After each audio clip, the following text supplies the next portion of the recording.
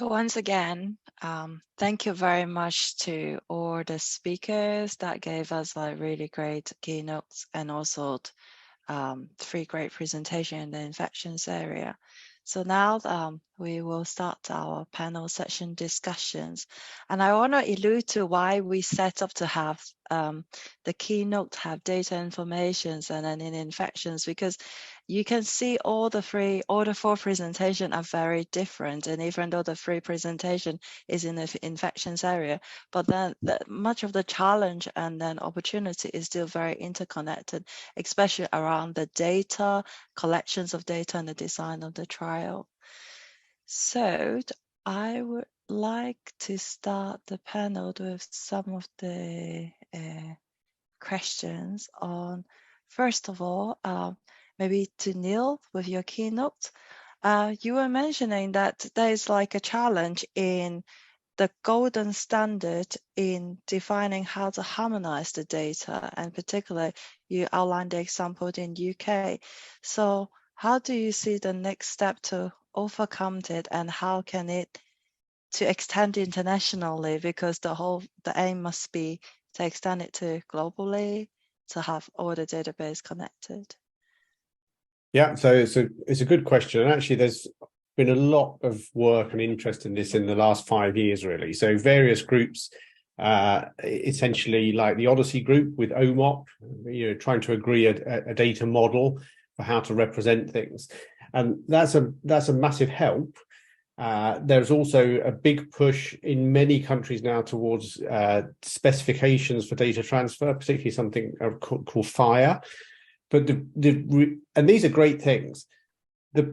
There is still an issue, though, in terms of the specifics of how those things are actually implemented. So just to give you an example, something really simple, you want to do something around, let's say, ethnicity or race across multiple countries. You would think that's a really simple thing to be able to harmonize, but actually it's not, because there may be groups that are present in the US classification that's not present in the UK and different in Australia. So at some point, someone has to make a decision about how you do that harmonization. So this group in Australia, is that the same thing as this group here in England? So you still need a process to do that.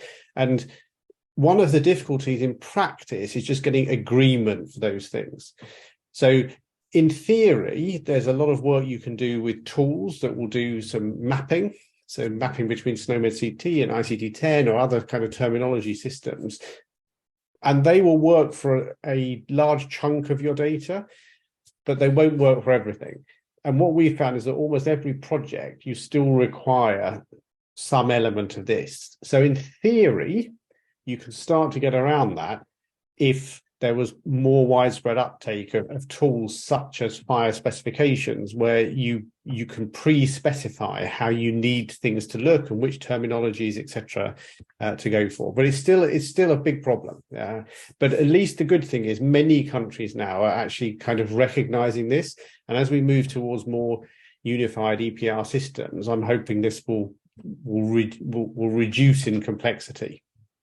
Yeah, thank you very much for your answer. I think the example that you outlined with the race and the age is something so simple and also quite difficult, because it would be nice from the panel, from your view, from academia, from hospital setting, and also from clinical trial, the definition can be various depending on the size of the country that you have, even in that level. Anyone would like to comment on it? Or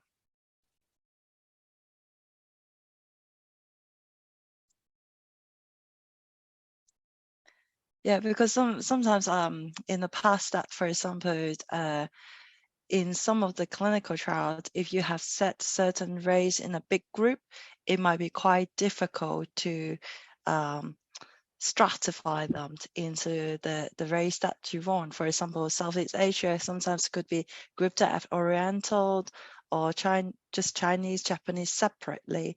And that also to become more challenging when you reported the data, when we later on, we could discuss in a model-based meta-analysis level to look at the summarized level data too. So thank you, Neil, for that.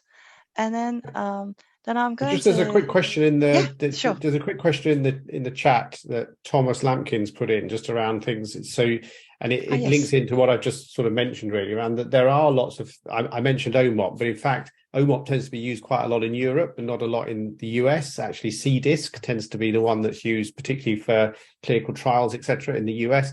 So, and in theory, you would think you would just be able to say, well, if you're using CDISC and you're using OMOP and you're using this, as long as we know, you can do some mapping. And simplistically, that's true. So to the question, actually, in theory, yes, you could just kind of pick something and say, well, let's all use that. The difficulty is then just around how you get people to interpret the data and say, okay, we all agree that this thing goes into this category of that classification system. And what you tend to find is that of the various data models that are around, they'll be really good for some things, but not very good for something else. If there was clearly a data model that was really good for everything, everyone would be using it. The reason there are these different ones is some are quite good for observational studies and some are much better for trials and some are much better for actually managing patients.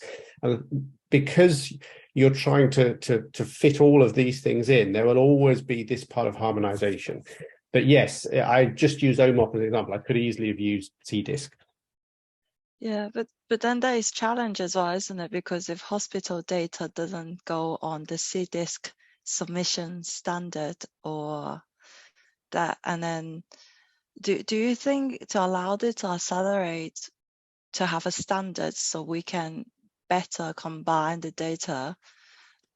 Because also like Joe cannot be here. He also mentioned about the real world evidence data to actually post-marketing data for the safety. Do you think a regulatory role would play along with it, or government or WHO? Yeah, and I think that is happening. There's definitely been a big change over the last few years in trying to get everything pre-specified. So not just specifying your data dictionary of what it is you're going to collect, but actually which model you're now going to be using for the data and how it's represented.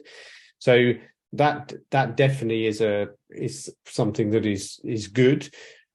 The problem is that many of those things that are really good models for trials, because they make the trial really clean, are not how you need the data to manage a patient on a day-to-day basis. So you always end up having to do something locally. So it's not I don't think these are intractable problems. It's just that for most organizations, that step of having a group of people, a team of people to say, how do we now do these harmonization bits? That generally doesn't exist at scale. It tends to be done for each study as part of the people who are doing that study.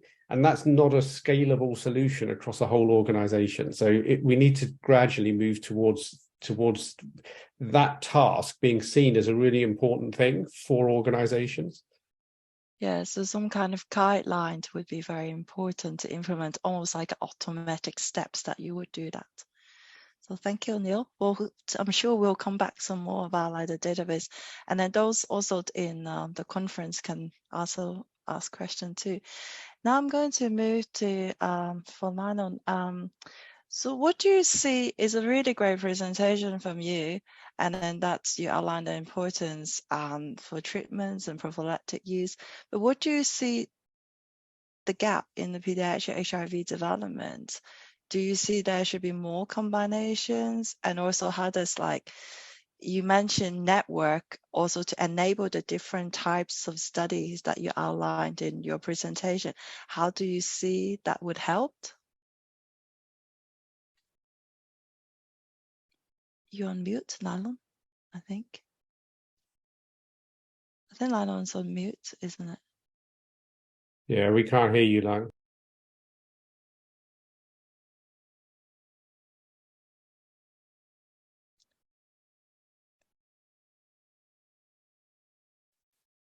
Maybe while we're waiting for Lionel, maybe Adrie, would you? Oh, I can hear some Can you noise. hear me now? Yes. Okay, so I was going to say thank you for that really good question, and I am saying that, Adrie, I'm signposting to you that I'm going to turn to you as well, because I think it's important that you answer this question from the point of view of the work you do. I mean, I think I highlighted that there is still a gap in terms of development. You can see how many drugs were approved for adults compared to the sort of younger ages of children. I think that one thing to note though is actually that the epidemic is smaller in children, which is a good thing. But I think that might be driving partly why we don't have so many drugs developed for children. But I mean, in terms of a network, I think the benefits of a network are that they are able to access children for the studies, which is actually something very difficult because of the fact that the epidemic is so much smaller in children. So I think that's definitely one of the advantages and way that the networks can help to close the gap. But I mean, I don't know, Adrie, from your perspective as someone who's worked in the networks, what are your thoughts? I think she's frozen now.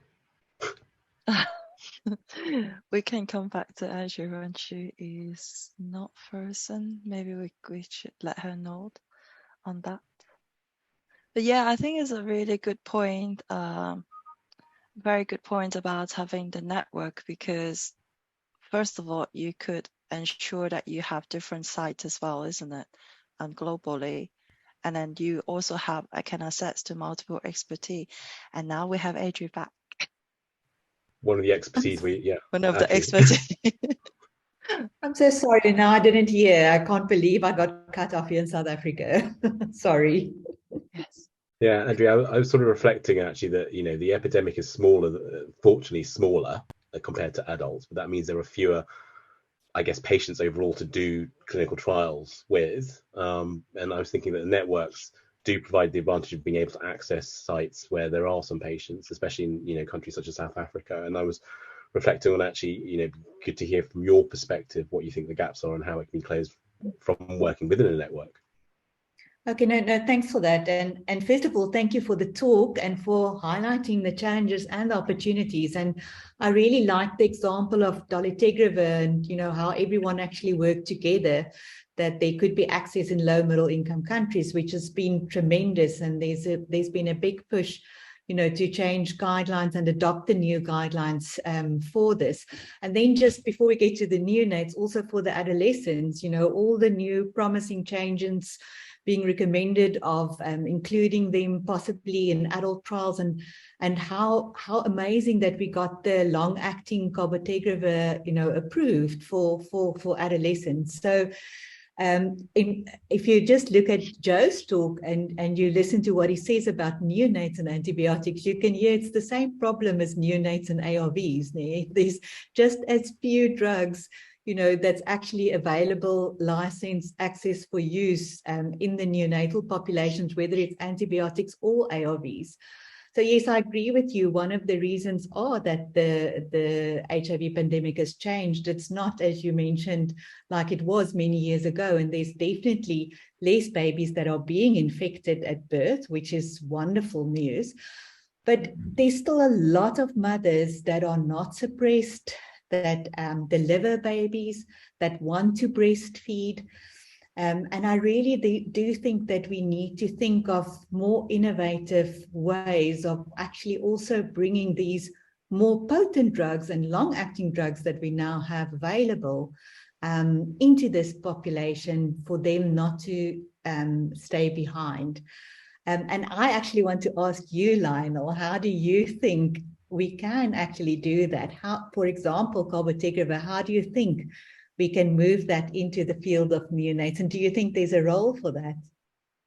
I mean, it's a great question. And, you know, we've had discussions about this with you and Amy's been involved in some of those discussions. And it is interesting. I think it's a paradigm shift in adult HIV medicine, isn't it? And actually thinking about it in neonates, there are certainly advantages.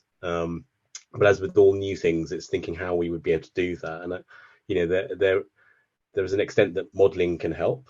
But, you know, at some stage, we have to sort of make a decision in terms of the safety profile and the PK profile that from younger children and how much we've modeled, whether it's something that we can possibly go into the neonates. I think it's an attractive proposition, but, you know, how feasible it is, I think we need to think it a bit, you know, more broadly. Yeah, I mean, what are your thoughts around that? Yeah, I fully agree. And I think, you know, safety is key, especially, you know, within this population. And we need to draw from previous experience, both of other drug classes, for one thing, and then also from younger children. And I think one of the exciting things will be that the Crayon study is going to start recruiting soon, which is also going to be looking at the long-acting drugs in children down to 2 years of age. So, hoping that, that would, if there's no safety signal there, would give the community some reassurance, that this drug can be used in younger populations.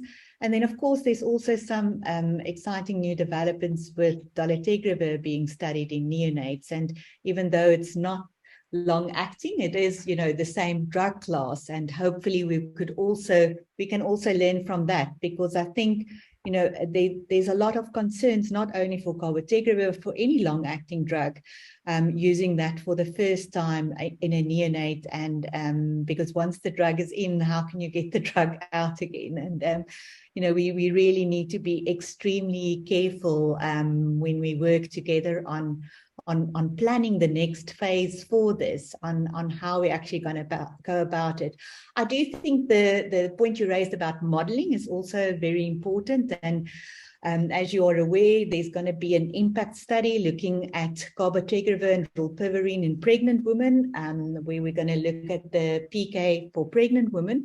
But at the same time, we're also going to be doing some washout samples to try and get an idea of what the concentrations of this drug potentially would be in a neonate. So what we're planning is at the time of delivery to try and get a maternal sample as well as a cord sample, so that we can look at the ratio to first establish what the transplacental transfer for this drug is, and then also to do 1 or 2 PK samples in the baby shortly after birth to try and get an idea of the washout or the elimination phase of the drug. Of course, that's not the full answer, but, for me, it's like a big puzzle. I think, we need to do all of these things.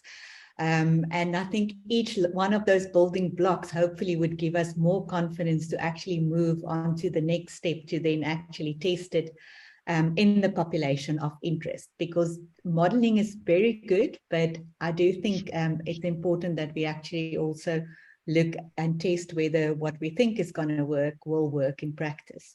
And I know you had it on your slide, but you didn't really have time to stop there, but I just thought that's also an important point to mention, is some of the study design aspects that one can consider if you were actually to test some of these novel drugs.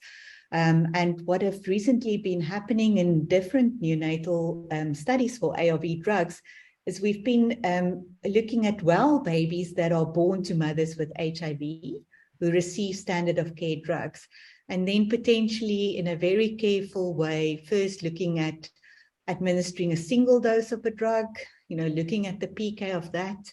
If there's no safety PK signal, potentially moving on to actually administering this in a multi-dose fashion, and to see, whether that can give us some of the answers that we are still, to the questions that we are still looking at. Yeah, that's interesting. I also reflect that, you work on neonatal antibiotic development. Is there any sort of cross-fertilization of ideas, or what have you learned from that area which you could bring onto sort of ARV neonatal development? So one of the things, but it's probably very obvious to this audience, is the sparse sampling, because I think, that is something that's absolutely key to the neonatal population, independent of the drug that you're looking at. And that's just because the total blood volume of a neonate is so small. I mean, it's between 60 to 80 mils per kilogram. So if you're looking at a 1 kilogram baby and you only have 80 mils, you can imagine you can't do any intensive PK sampling. So one of the first lessons for me when I started working in this area was to appreciate that fact, and to work out how can you actually utilize sparse sampling to get the best answers. And I think Joe's talk, I know he can't be here today, but also speaks nicely to that, on how they went about to choose an early, middle, late PK sample, but randomize it to actually try and get the full curve, even though you can't get the curve in one specific baby. But that's perhaps not directly answering your question, Lionel, but that's one of the practical things that I've learned, And I also think it's very important that you work with a group of people that are used to doing these studies in neonates. I think it's very different to adult pharmacology studies. And I think it's really important that you work with people who are also clinicians in the field and know what is normal and what is abnormal and what is safe and what is not safe. Because you definitely need all the expertise you can get. It's definitely not an easy territory. Yeah, and I think that's a good closing actually about the need for partnership again, which is what I think I highlighted as well, and actually working with these academic networks, you certainly get that expertise, on tap, I would say. So definitely another advantage. So Amy, I think we've talked quite a lot actually. I'm going to hand back to you. No, I think it's all good because I was going to link it up, like, first of all, give some comment about very reassuring that you mentioned about tools of modeling and simulation. Definitely would be very valuable, like Joel's presentations, that taking into account the maturation and the different ways that we can use prior of other data, and especially for HIV that Anna mentions, we have both the oral and then prior, as I say, to lead-in, and then with the long-acting, all of that need to taking into not just maybe populations approach, but also more physiological-based pharmacokinetic, like PPPK approach as well. And then you mentioned greatly about the pregnancy data would be very useful, because especially to supporting the long-acting, to understanding the mechanisms of that. And I would like to invite Leila later on to join our discussion, because she is from the FDA pregnancy department, if you like to comment. But then before that, when you're mentioning whether we could utilize any learning from monoclonal body development, I was just wondering whether, Brian, you have any thoughts on, because you also touch on neonatal populations and also pregnancy, maternal vaccination as well.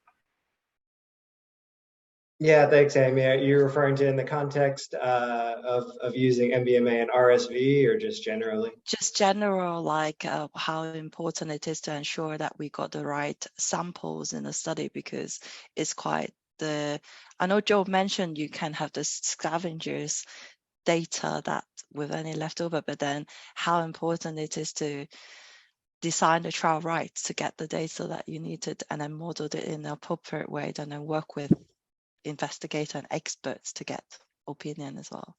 Yeah, of course. I mean, it's always tough because it's such a vulnerable population, and you don't want to be, you want to be judicious with your sampling and your blood volume. You want to make sure that if you are taking samples, there's information and value gained from those samples, such that they're taken at the right time, just like Joe was talking about.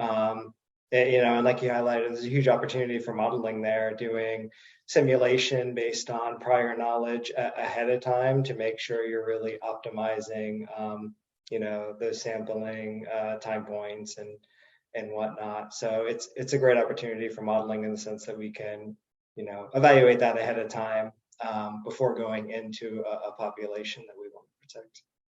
Yep. Thank you, Brian. And then while I got you unmuted, then I'm going to ask you, there's a question that how do you see MBMA approach applicable when you have different drugs and each of them have different mechanism of actions, but then they are having shared biomarkers? In other words, how do you account the differences in the mechanism of actions and understanding the correlation between the biomarker and outcome?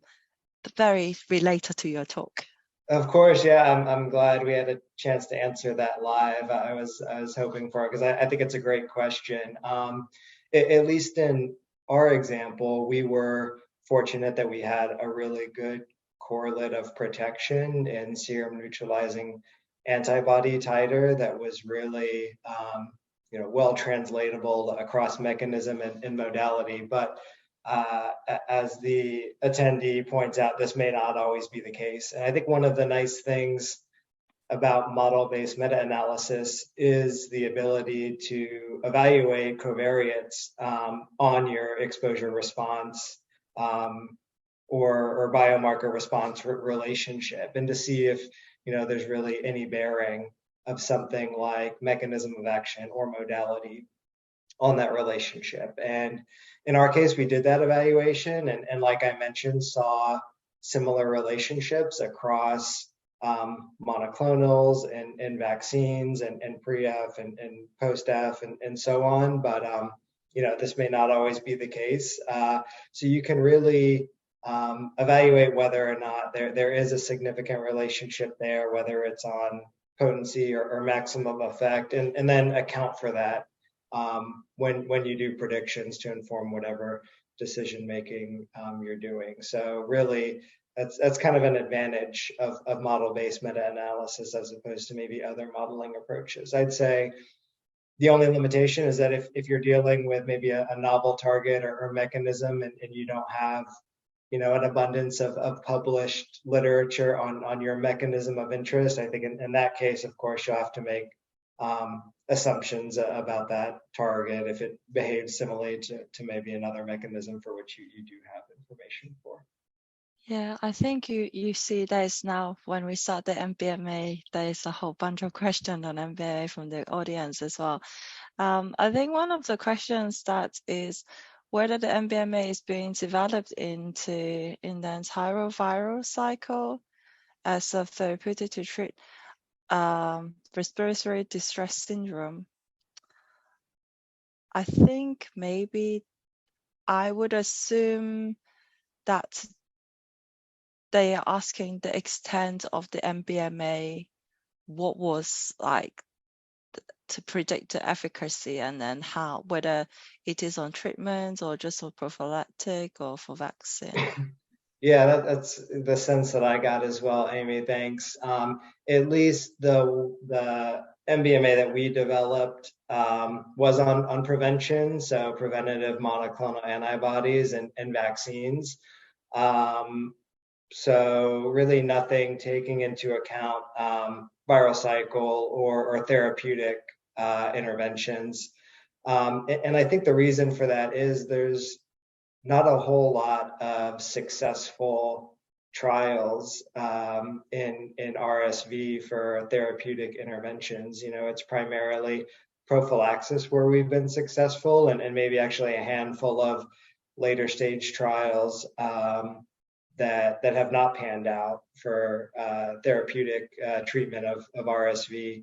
So I do think there's a huge opportunity there, and especially with the interest in RSV growing, I think this is an attractive opportunity for a lot of folks. I think we'll continue to see more publications in this space, such that hopefully soon we'll be arriving to a point where we can develop some sort of MBMA to better understand the relationship in a treatment paradigm versus prophylaxis. Yeah, and then I'm going to ask the final question to Brian before we move on to other questions, other people as well. They say the covariate analysis, I think they're referring to the covariate analysis in MBMA is appealing, but how many studies do you, in order to get a signal, maybe is to notify the a difference in general? Yeah. So that's a good question. You can test covariates, but you may not have enough information there to necessarily detect whether or not there's a true effect. And I think like a lot of things, covariate analysis related, it really depends on the quality of your data. So it's hard to put a number on the number of studies that you would need. Rather, if you have a small number of high quality studies with data reporting that was very thorough, that'll give you a little bit of a cleaner look, such that maybe you can detect that with only a handful of studies.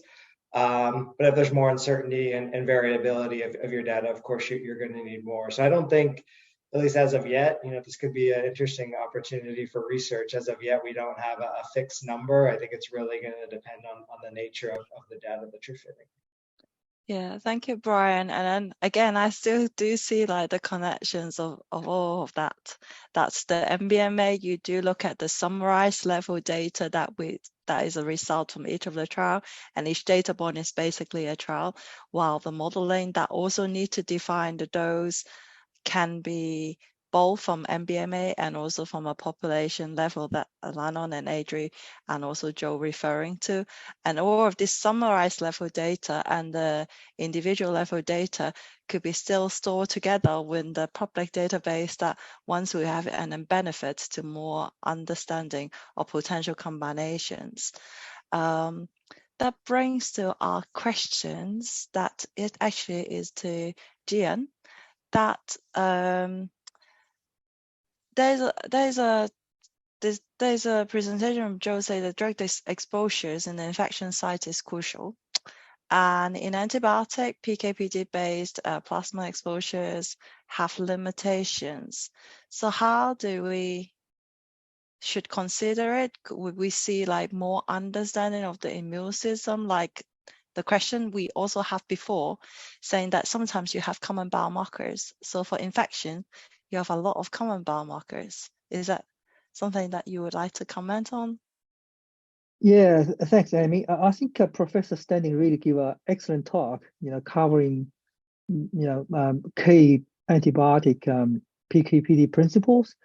I guess, I saw lots of people talking about antibiotic PK/PD target at ECMID or, ID week. But I have a feeling many people probably overlook the infection site, because at the moment we mainly use plasma concentration as a surrogate. But actually, many antibiotics, they have very special PK. And I can give you an example, the drug I have been working over the last 2 decades, polymyxins. Even we can use the plasma concentration as a PK/PD surrogate, but actually their exposure in the lung area is very limited. And on top of this, and they can also bind to lung surfactant. So if people really just know this, and they can probably got a wrong conclusion from the clinical study. I can give another example. These days people often cite a paper published in Lancet ID. I think that's conclusion correct, but people just probably overlooked the infection side. Colleagues in Europe, they examined colistin combination with meropenem in critical ill patients, and a similar thing, probably similar to pediatric patients. They compared colistin combination with meropenem versus colistin monotherapy. And actually, almost like 50% of patients really got pulmonary infection, lung infection. But actually, as I mentioned, polymyxin exposure in the lung area is very limited. And then in that study, almost like 97% of the pathogens, they are meropenem resistant. So you can imagine, of course, if you compare this combination versus monotherapy, it didn't show really better efficacy, because you basically use meropenem to treat meropenem resistant in the lung. So the point I try to make is, when people are talking about antibiotic PK/PD, we have to link the efficacy, link the PK at the infection site with efficacy. Otherwise, that conclusion has to be very specific to the patient cohort. I think that's probably often a topic missed.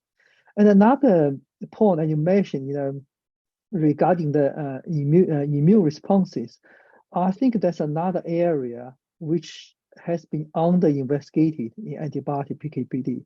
We have simplified the scenario probably too much. And I strongly believe we have to invest lots of time and effort into the area to understand how drug, pathogen, and the body, the host, interact with each other, because that's really critical for the clinical efficacy, and sometimes explain why some patient got a good PK/PD target, but actually it's not effective. So I think there's still a long way to go in terms of antibiotic PK/PD. I know they are instrumental to for optimizing antibiotic use in patient, but I think we still need to work hard in this aspect.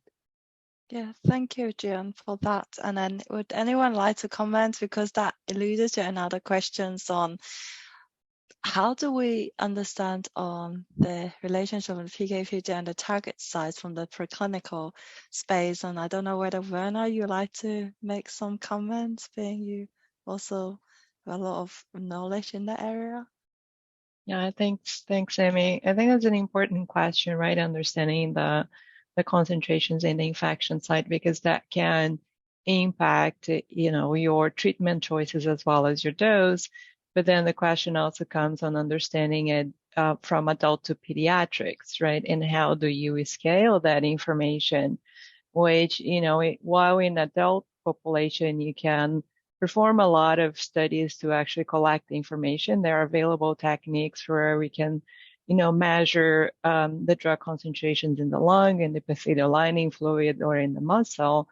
But then those are not necessarily performed, or would usually not perform in pediatric patients, right? Because some of this can be very invasive. So there is that added component of trying to scale from adult to pediatric in terms of understanding the tissue distribution as well. And it can be challenging depending on where the infection is located, the compound properties, the permeability, involvement of transporters, etc. So I find that PBPK models can be a useful tool to try to understand the tissue penetration and the differences in the different populations, and try to guide pediatric doses. Yeah, thank you, Virna. So do you all see, like, because we have three different disease like HIV, RSV, and also sepsis, and then other loads of infections that we have in this world. What do you think actually do we need to understand? In order to understand the disease progressions, we need to understand how's the baseline immune system, like Jian mentioned. And that allows us to actually understand the perturbations from the disease, and also perturbations from maybe we're looking at a treatment, or maybe we're looking at the preventions. Do you think that is something that should be a joint effort on looking across? Or do you think that is just like a kind of like a fairy tale utopia world that we find some comment?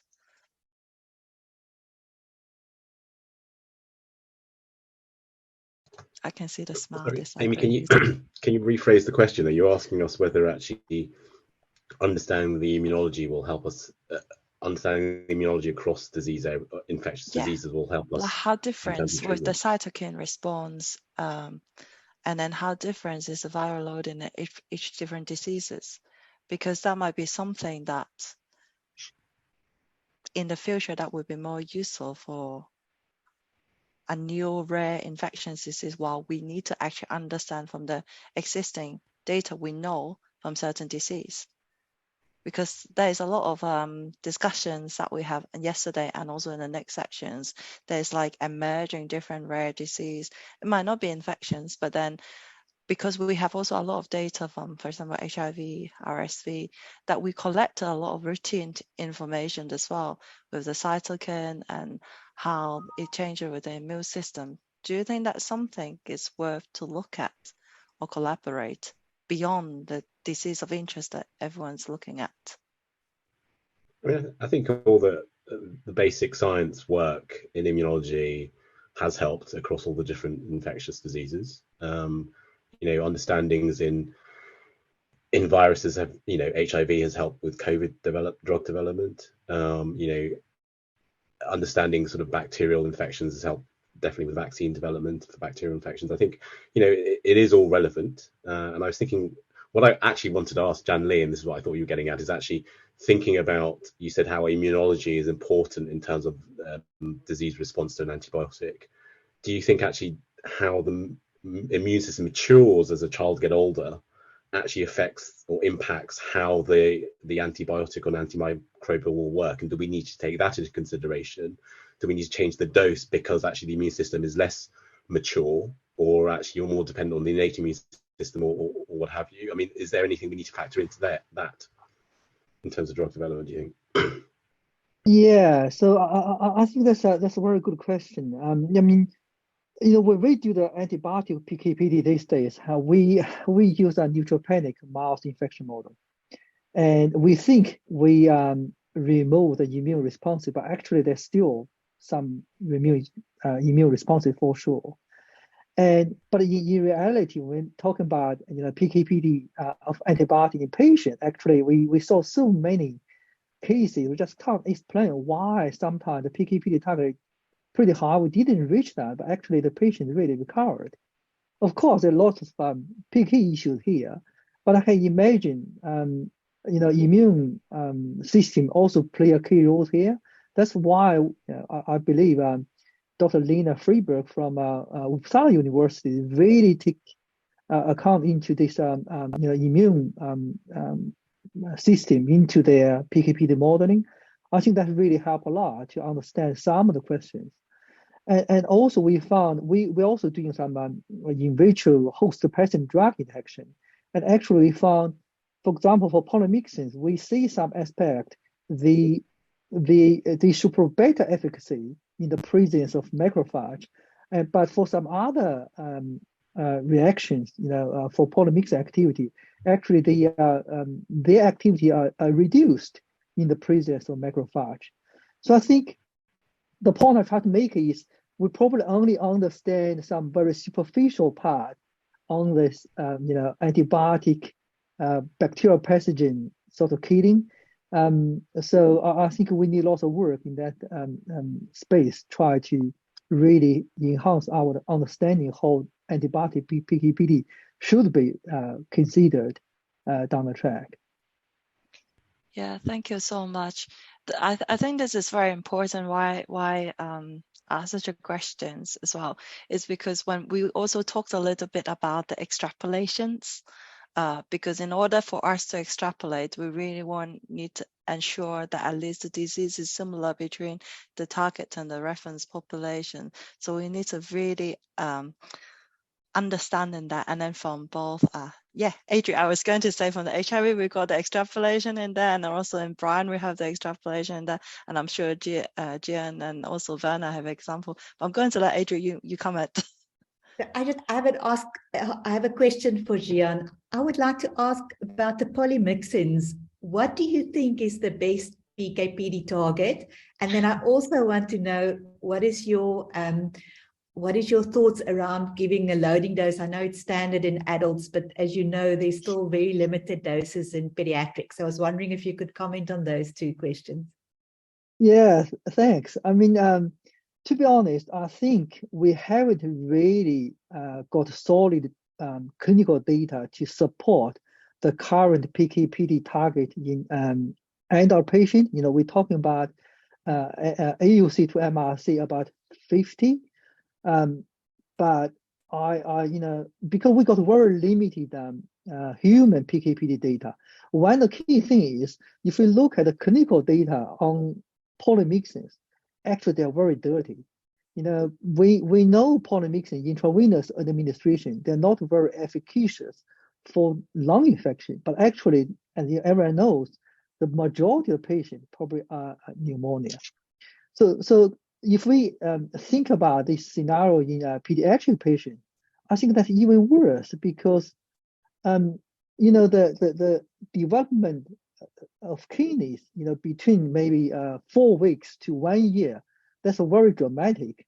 And that really dramatic affect the renal clearance of CMS, which is a prodrug clistin. And that also really affect the clistin PK as well. So I think at the moment, we can only understand the PK/PD of clistin from the mouse data, and we understand the PK in patient, but we don't have a good feeling about determining a PK/PD target for TDM purposes. So there's still a long way to go. I think this is a very challenging question. Because, sorry to interrupt again, Amy, but I mean, the problem we have is in neonates, it's most commonly bloodstream infections. And unfortunately, in the setting where I work, we do have carbapenem-resistant Klebsiella pneumonia, and we don't have access to a lot of the newer, more expensive drugs. So in our neonatal unit, we actually make use of colistin dosing, but as you know, there's only 7 neonates in the whole world that's ever had any PK of colistin done, and they were in Thailand. So it's actually a huge concern because, as you say, the data is very limited out there, but there's an urgent need to get those answers, and the mortality is incredibly high. Yeah, I mean, if just very briefly, if you really talk about bloodstream infection, I think a polymyxin B is a much better option, because if you don't give a loading, actually, I think for polymyxin, no matter which one, you should give a loading dose, consider PK/PD on day 1. But CMS probably even worse because the very slow convert CMS to colistin. If you don't use a loading dose, I think that's a very, very risky on day 1. So that's critical. Thank you very much. We've actually introduced loading doses, but I hope it's the right thing, but we're going to try and monitor it as closely as we can. Yeah, thank you. Thank you. That's really good discussion, because loading dose is another very interesting thing to discuss. We can do that online. Got one more question to ask each Virna, Neil, and Brian. So first of all, I think I'll ask Neil first. I think there was mentioned data leak. Just want to check, is it part of Great Ormond Street initiative, and will that be able to share to the public? Sorry, was this about, so did you say data lake? Yeah, the one that Joe mentioned, data lake. Yeah, so we have something up and running internally, which is actually what Joe used, which meant that we could take data from, the various systems we've had over time, and that's available. As all of these things, the code we use is all openly available, but actually, obviously, the data sources are very organization specific. So obviously the data itself is not widely available, but if there are specific collaborations, then we can make that available as CDISC or OMOP, whatever is required. That would be good, and it would really benefit to everyone when it's interesting to look at those data. And then to Virna, so with your experience, that how do you see that can translate to other infectious disease, like the role of non-clinical modeling? And one example could be monkeypox, or like you mentioned, other different viral or bacterial diseases that need prophylactic or treatment. Yeah, I think that's a good question. I mean, because we have the examples that we have been discussing so far are infections that you can actually run a clinical trial to develop treatments for the specific infection, right? And of course, there are challenges of running the clinical studies, especially in pediatric patients in those settings. But there's also a group of infections for which clinical trials are not feasible, like the examples of biological weapons like smallpox and anthrax. And to make it more close to our current sort of daily lives, monkeypox could also be included there. So how do you prepare and develop treatments for infections that, it's not something that you can develop clinical trials for? And the challenge is not only developing the drugs for adults, but how do you identify the right treatment and the right dose for pediatric patients as well? And the FDA has guidance for those scenarios in which then you use animal models to understand the efficacy and the response as well as treatment. And that would be one example where you can use the non-clinical, the animal models, the in vitro system to sort of support your dose selection and guide the doses for adults and pediatrics. But it adds the challenge of the translatability of those models to the adult or the human disease, whether adult or pediatric patients, and how do you correct for the disease differences when you're scaling from your animal model to your human disease. And then you add the step of, is the disease between adults and pediatrics different, and how do you account for those differences as well? So that's a space where, you know, some of the non-clinical models that we have can have a bigger impact, but also a big piece of it is the modeling and simulation, translatability of exposures and efficacy between the different groups, but also knowing the exposures in different patient populations and defining the dose for different age groups. Based on either differences in PK and exposures, or based on differences in the disease in the different pediatric age groups relative to adults, for example. So there's a big part of developing drugs, especially in the infectious disease space. There you can certainly leverage more of the non-clinical knowledge, understanding that you have. Apply more of the translatability, translational approaches, and modeling and simulation to help develop drugs to treat this more, you know, I don't want to say rare infections, but, you know, you kind of need to be prepared with a treatment for situations like monkeypox, for example. Yeah, or like you said, biological weapons, or even just quite what we recently, well, I won't say completely come out of COVID, the pandemic, that non-clinical model that I know from Brian experience, that non-clinical definitely have really great, good translations that with publication Brian recently have.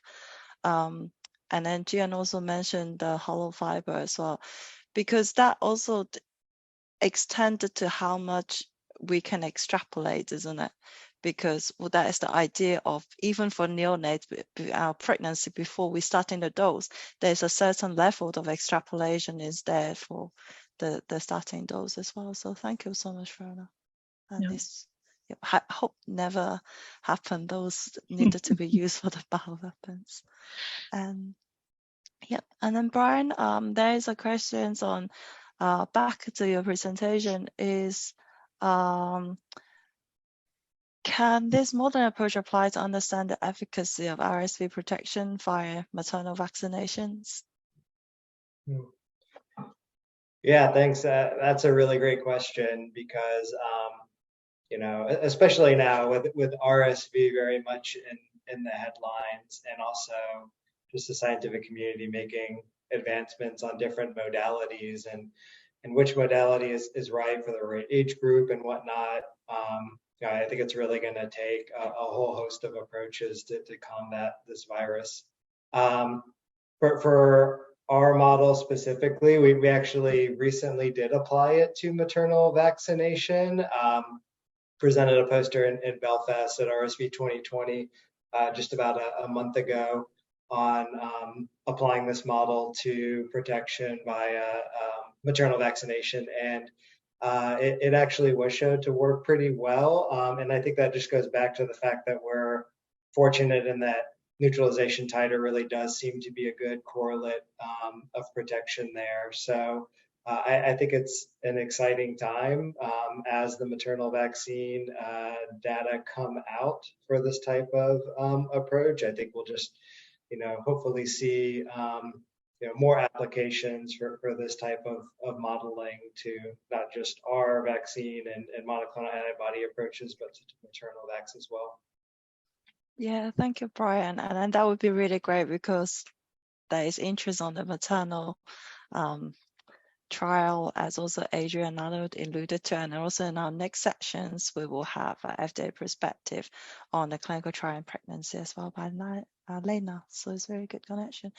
And then so I think there is one more question for Brian. That's, do you think there are any clinical evidence to show that the efficacy predictions presented in MK1654 are reliable? Yeah, that's a good question as well. I mean, at least in our case, we've done a good amount of validation work. I think you alluded to comparing, you know, the results from our modeling back to preclinical species that showed pretty good agreement. We've also released some preliminary efficacy data that showed that our predictions were very much in line with what's been observed. So it's a fair point. I think, with all modeling, you need to have a certain healthy amount of skepticism until some sort of validation work is done. And at least in this point, it seems to be panning out.